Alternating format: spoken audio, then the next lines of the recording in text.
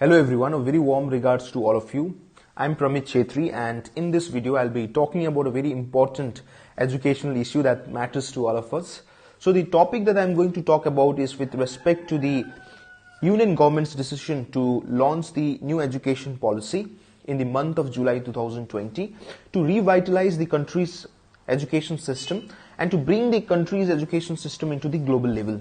So therefore, in lines with this national education policy launched by the Union government, the state government of Sikkim had also decided to set up Education Reform Commission in order to revamp the existing education system of the state and to make this state's education more competitive, which itself is a remarkable decision. So therefore, in this video, I'll be focusing on two important and major points that the State Education Commission should focus upon. So one is with respect to setting up of State Education Board to control the education system up to secondary level, and second important point is with respect to incorporation of local level syllabuses of Sikkim pertaining to Sikkim's art, culture and history about Sikkim. So therefore, before coming into these 2 points, I'll be talking about the distinct identity of Sikkim that we are presently having. So we are very aware of the fact that in the year 1975, when prior to 1975, when Sikkim was kingdom, and in 1975 Sikkim got merged with the Indian Union with a very special condition that the distinct identity of the Sikkim would be specifically protected by the Indian, and therefore a special provision, clause F, was also inserted in the Article 371, which now we called as Article 371 F of the Indian Constitution, and assumes so much significance so far Sikkim's protections and protection of the old laws in one hand and proclamations of the Chogel in the other hand is concerned. So on that note, in the year 1975, as I said, that when Sikkim got merged with the Indian Union, the first cabinet led by the Kaji, when he was the chief minister, that government was formed under the leadership of Kaji, and that very leadership had decided in the year 1978 to pass a very important educational legislations, which now called as Sikkim Board of School Education Act 1978. The veracity of this legislation, so with the legislation, the copy of the legislation is in my hand. The veracity of this legislation is not known, but still this very legislation assumes so much significance in today's context, educational context. I'll tell you why.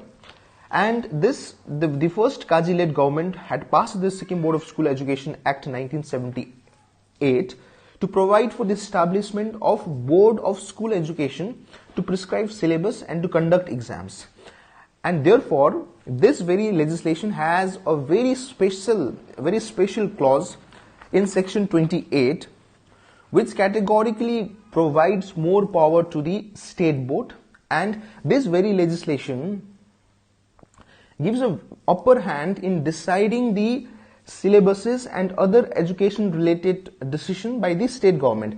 And the another important factor is that the state government, if it deems proper and fit to replace the decision taken by the Central Board of Secondary Education, then the board will be well within their rights to set aside that decision and replace that particular decision taken by the Central Board of Education with its own decision. So this is what this speciality of this act is. The speciality of this act assumes so much significance, despite the veracity of this legislation is not known, but I personally feel that this kind of legislation is the need of the hour in today's context in order to protect the distinct identity of Sikkim. So today I ask this question to myself: did I get any opportunity to study about Sikkim in my school days? Absolutely not. I did not get any opportunity to know about Sikkim, what Sikkim is all about. I did not study anything about Sikkim, though after graduation I referred to various fictions and non-fiction books. But being a Sikkimese, everyone is obliged to know about Sikkim in their primary or secondary level education itself. So the sad part in today's context is the students who are studying in secondary and senior secondary level educations are not able to know about the history, what exactly Sikkim stands for. how Sikkim got merged with the Indian Union? Absolutely not.